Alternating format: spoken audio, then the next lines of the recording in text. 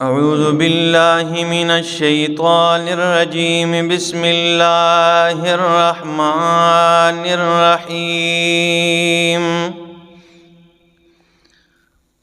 لن يستنكف المسيح أن يكون عبدا لله ولا الملائكة المقربون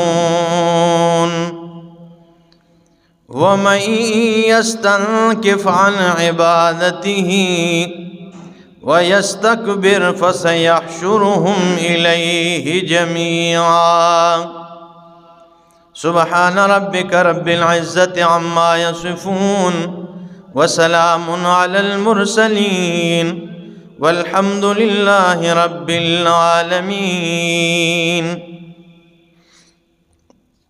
انتہائی معزز سامعین، سورہ نساء آیت نمبر 172 آپ کے سامنے تلاوت کی۔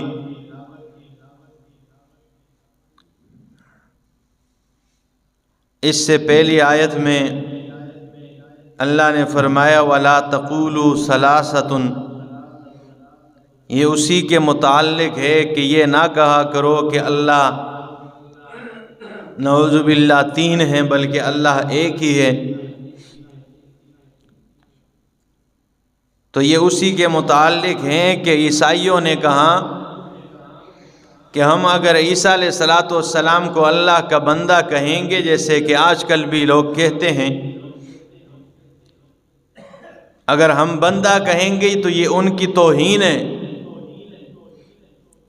یہ اچھی بات نہیں۔ تو اللہ نے فرمایا حضرت عیسیٰ علیہ السلام تو خود اس بات پہ عار اور شرمندگی محسوس نہیں کرتے کہ وہ اللہ کا بندہ ہونا تو کمال کی بات ہے۔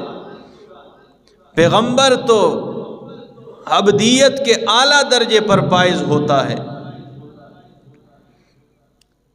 تو فرمایا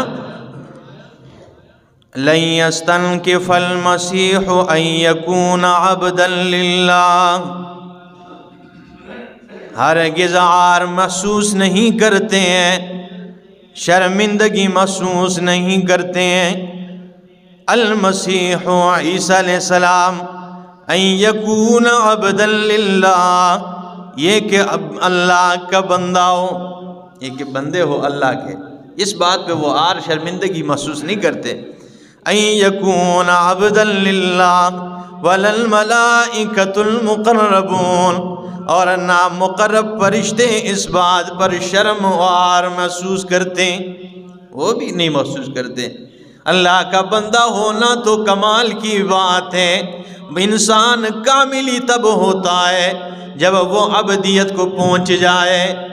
تو فرمایا عیسیٰ علیہ السلام خود تو اس بات پہ عار محسوس نہیں کرتے، اور تم کہتے ہو کہ یہ اچھی بات نہیں ہے۔ ان یکون عبدا للہ، اور جہاں پر بھی قرآن کریم کے اندر اللہ نے اپنے پاک پیغمبر محمد عربی صلی اللہ تعالی علیہ وسلم کی تعریف کی ہے، جہاں پر بھی آپ کے تعریف کے مقامات ہیں، تو وہاں پر عبد والی صفت آپ کی اللہ نے قرآن میں ذکر کی ہے۔ جیسے 15ویں پارے میں فرمایا سبحان الذی اسریٰ بعبدہ لیلا من المسجد الحرام الی المسجد الاقصی، یہ تعریف کا مقام ہے کہ ایک بندہ ہو کے مکے سے زمین سے اٹھا، بیت المقدس تک گیا رات کے ایک لمحے میں، رات کی ایک گھڑی میں، اور بیت المقدس سے آسمانوں کی سیر کی ہے، آسمانوں سے سدرۃ المنتہا تک بھی پہنچ گیا ہے۔ تو وہاں پر بھی عبد کا ذکر فرمایا، بعبدہ۔ اور اسی طرح اللہ کے پاک پیغمبر صلی اللہ تعالی علیہ وسلم کے بارے میں تشہد میں جب بیٹھتے ہیں تو کیا کہتے ہیں؟ اشہد ان محمدا عبدہ ورسولہ، میں گواہی دیتا ہوں کہ محمد عربی عبدہ اللہ کا بندہ ہے، ورسولہ اور اللہ کا رسول ہے۔ اب پہلے بندہ ہونے کا ذکر کیا اور بعد میں رسول ہونے کا ذکر فرمایا ہے۔ پہلے اللہ کا بندہ ہے، اس کے بعد رسول بن کے آیا ہے۔ عبدہ ورسولہ۔ اسی طرح قرآن کریم کے اندر اللہ نے فرمایا فَأَوْحَى إِلَىٰ عَبْدِهِ مَا أَوْحَىٰ، عبد کا ذکر کیا ہے۔ اسی طرح فرمایا لَمَّا قَامَ عَبْدُ اللَّهِ، جہاں پر بھی تعریف کا ذکر کیا تو عبد کا ذکر، عبد والی صفت اللہ نے ذکر کی ہے۔ تو فرمایا لَن يَسْتَنْكِفَ الْمَسِيحُ، عیسیٰ علیہ السلام تو اس پہ غار محسوس نہیں کرتے۔ اور قرآن کریم کے اندر اللہ نے دوسرے مقام پہ فرمایا ان الذین یستکبرون عن عبادتی، جو میری بندگی سے تکبر کرتے ہیں، سیدخلون جہنم، یہ لوگ جہنم میں داخل کیے جائیں گے، داخرین، ذلیل و رسوا کر کے۔ جو لوگ میری یہ تو بندگی سے کوئی تکبر آر محسوس کر سکتا ہے، ٹھیک ہے؟ تو فرمایا لن يستنكف المسيح ان يكون عبدا لله ولا الملائكة المقربون ومن يستنكف عن عبادته، اور جو بھی تکبر محسوس کرے، یستنکف جو بھی عار شرمندگی محسوس کرے، عن عبادتی ہی اس کی عبادت سے، اس کی بندگی سے، ویستکبر اور تکبر کرے، فسیحشرہم الیہ جمیعا، ان قریب ان سب کو اس کے پاس جمع کیا جائے گا۔ انہوں نے کہا ٹھیک ہے نا، ان کے پاس جمع ہونا ہے، ٹھیک ہے نا، اللہ کے ہاں جمع ہونا ہے۔ فَأَمَّا الَّذِينَ آمَنُوا، پس بہرحال وہ لوگ جو ایمان لے کے آئے، وَعَمِلُوا الصَّالِحَاتِ اور نیک اعمال کیے، فَيُوَفِّيهِمْ أُجُورَهُمْ ان کو ان کا بدلہ دیا جائے گا، اجر دیا جائے گا، وَيَزِيدُهُمْ مِنْ فَضْلِهِ اور اس کے فضل میں سے اور بھی بڑھوتری کی جائے گی، اور بھی زیادہ دیا جائے گا انہیں۔ تو دوسرے مقام پہ ارشاد فرمایا کہ زیادہ کیا ملے گا، یعنی اور ساری نعمتیں مل جائے گی، اور زیادہ نعمت جو جنت میں ملے گی وہ رب العالمین کا دیدار ہوگا، تو یہ سب سے زیادہ ہوگا، یہ بس اس پہ ختم اختتام ہو جائے، ٹھیک ہے؟ تو فرمایا وہ لوگ جو ایمان لائے اور نیک اعمال کیے، ان کا بدلہ انہیں دیا جائے گا اور زیادہ دیا جائے گا انہیں اس کے فضل سے۔ وَأَمَّا الَّذِينَ اسْتَكْبَرُوا اور وہ لوگ جنہوں نے آر محسوس کی، وَاسْتَكْبَرُوا اور تکبر کیا، فَيُعَذِّبُهُمْ عَذَابًا أَلِيمًا تو انہیں دردناک قسم کا عذاب دیا جائے گا۔ انہیں دردناک، وہی بات ہے نا، ان الذین یستکبرون عن عبادتی سیدخلون جہنم داخرین۔ کوئی اللہ کی بندگی سے بھی تکبر آر محسوس کر سکتا ہے؟ تو فرمایا ولا یجدون لهم من دون اللہ ولیا ولا نصیرا، ولا یجدون لهم نہیں پائیں گے ان کے لیے، من دون اللہ اللہ کے علاوہ، ولیا ولا نصیرا کوئی دوست، کوئی حمایتی، ولا نصیرا کوئی مددگار، کوئی مددگار بھی ان کا نہیں ہوگا، ٹھیک ہے نا، کوئی ولی حمایتی بھی نہیں ہوگا۔ یا ایھا الناس قد جاءکم برہان من ربکم، اے لوگوں، قد جاءکم برہان من ربکم، تحقیق آ چکی ہے تمہارے رب کی طرف سے تمہارے پاس دلیلیں، وَأَنزَلْنَا إِلَيْكُمْ نُورًا مُبِينًا اور ہم نے نازل کیا ہے تمہاری طرف نورًا مُبِينًا واضح نور بھیجا ہے، ٹھیک ہے نا، واضح نور۔ اب یہاں سے کچھ لوگ استدلال کرتے ہیں کہ پیغمبر پاک صلی اللہ تعالیٰ علیہ وسلم نور ہے جی، کیونکہ یہاں پہ اللہ نے فرمایا کہ تمہارے رب کی طرف سے دلیل آ چکی ہے، اور آگے پھر فرمایا وَأَنزَلْنَا إِلَيْكُمْ نُورًا مُبِينًا اور ہم نے تمہاری طرف نوری مبین نازل کیا ہے۔ یہ سورہ مائدہ ذرا دیکھ لیں، سورہ مائدہ آیت نمبر 15 ہے۔ فرمایا یا اہل الکتاب، اے اہل کتاب، قد جاءکم رسولنا تحقیق آ چکی ہے تمہارے پاس ہمارا رسول ہے، یبین لکم کثیرا مما کنتم تخفون وہ بیان کرتا ہے بہت ساری باتیں جو تم چھپا رہے ہو، من الکتاب کتاب میں سے، ویعفو عن کثیر اور بہت ساری لایانی چیزوں سے درگزر کرتا ہے، اور آگے فرمایا قد جاءکم من اللہ، تحقیق آ چکی ہے تمہارے پاس اللہ کی طرف سے، نور، ایک نور ہے، وکتاب مبین، اور کتاب مبین ہے۔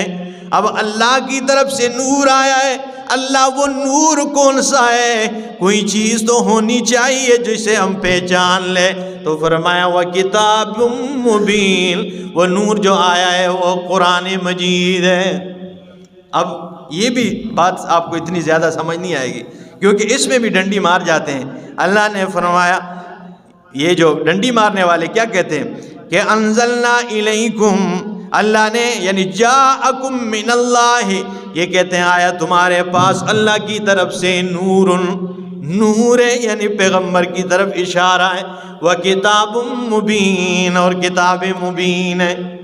یہ جو دھوکہ دیتے ہیں پھر اس طرح کرتے ہیں کہ دیکھیں نا جو واو درمیان میں واو آیا ہے یعنی کتاب کا الگ ذکر کیا، اور اسی طرح جو ہے نا اس کا پیغمبر کا الگ ذکر کیا۔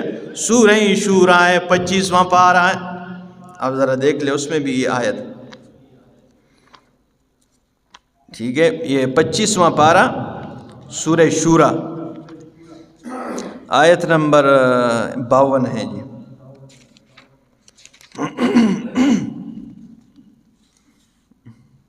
سورہ شورہ آیت نمبر، یہ فرمایا وَكَذَلِكَ أَوْحَيْنَا إِلَيْكَ رُوحًا مِّنْ أَمْرِنَا مَا كُنْتَ تَدْرِي مَا الْكِتَابُ وَلَا الْإِيمَانُ وَلَكِنْ جَعَلْنَاهُ نُورًا نَهْدِي بِهِ مَن نَّشَاءُ۔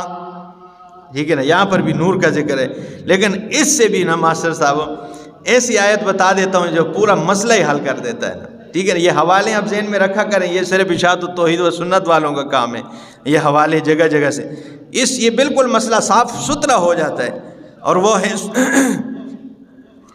سورہ تغابن،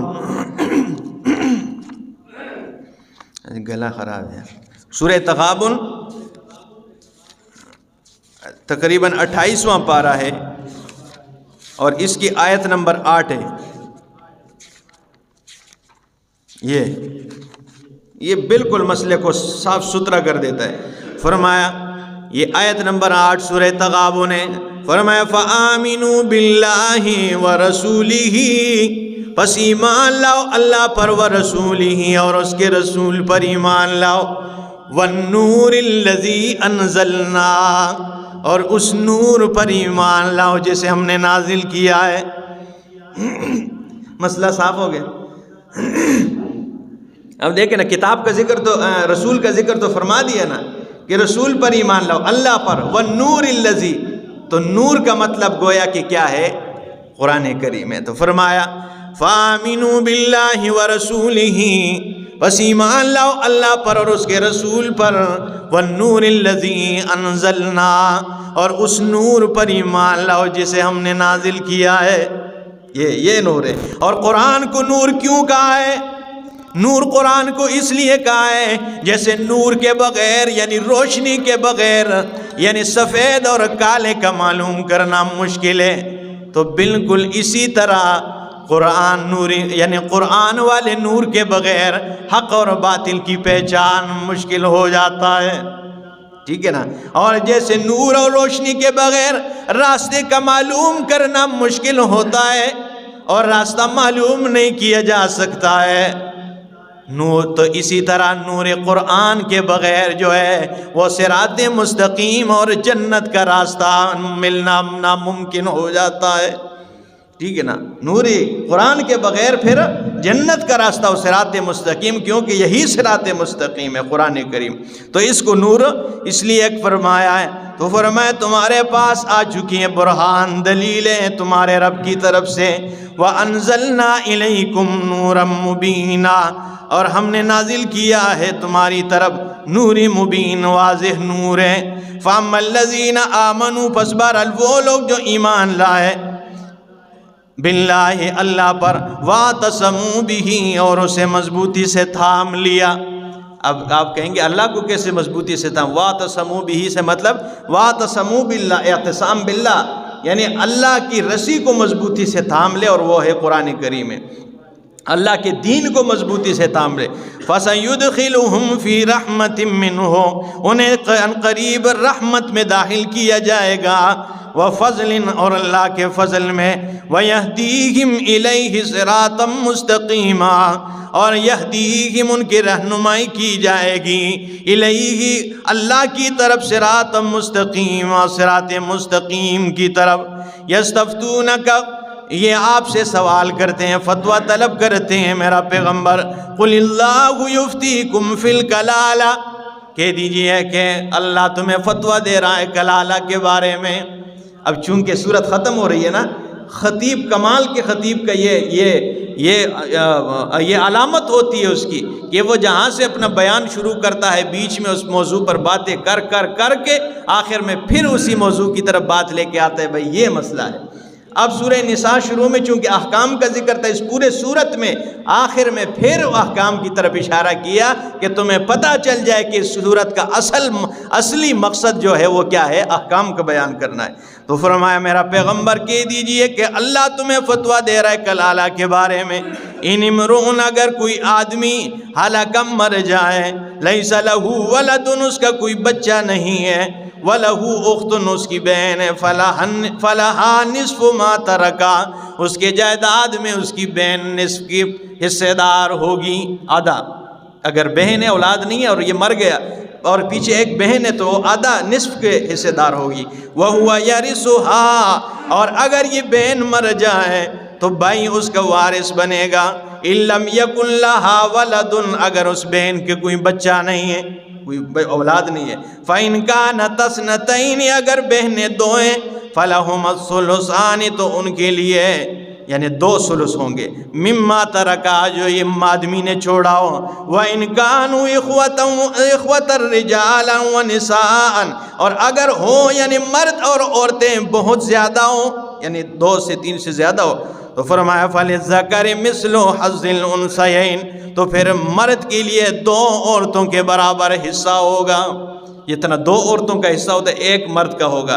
عورت کا حصہ کم کر دیا لیکن اس کا جو پلڑا ہے وہ وہاں پر پورا کر دیا کہ اسے خاوند کی جائیداد میں سے بھی حصہ مل جاتا ہے، یہ باپ سے بھی لیتی ہے اور خاوند سے بھی انصاف ہو گیا یہاں پر۔ تو 2 عورتوں کا جتنا حصہ ہوتا ہے 1 مرد کا ہوگا۔ یبین اللہ لکم ان تضلوا، اللہ کھول کھول کے بیان کرتے ہیں تمہارے لیے احکام، ان تضلوا، یہ کہ تم اللہ تضلوا، گمراہ نہ ہو، اس لیے بیان کرتے ہیں، مقصد یہ کہ تم گمراہ نہ ہو۔ واللہ بکل شیء علیم، اور اللہ ہر چیز کو جاننے والا ہے، علم رکھنے والا ہے۔ سورہ نساء مضمون کے اعتبار سے 3 حصوں پر مشتمل صورت تھی، جس میں پہلے حصے میں 16 احکام رعیت بیان کیے گئے اور دوسرے حصے میں 8 احکام بین الرائی والرعیت بیان کیے گئے، اور تیسرے حصے میں فرق ثلاثہ کا ذکر فرمایا اور ان کے لیے وعید ذکر کی۔ ان میں سے پہلے منافقین، مومنین کے لیے زجریں ذکر فرمائی، مومنین کو بھی زجریں کہ تم نے دین پر استقامت اختیار کرنی ہے، پکا رہنا ہے، اور یہ نہ کرنے کی صورت میں کیا ہوگا۔ اسی طرح منافقین کے لیے سب سے زیادہ 21 زجریں ذکر فرمائی اور اہل کتاب کے لیے زجروں کا ذکر، اور اسی پہ صورت کا اختتام کر دیا۔ یہ تھا سورہ نساء کا پورا خلاصہ۔ اللہ ہمیں سمجھ عطا فرمائے۔ آگے انشاءاللہ سورہ مائدہ شروع کریں گے، اللہ عمل کی توفیق عطا فرمائے۔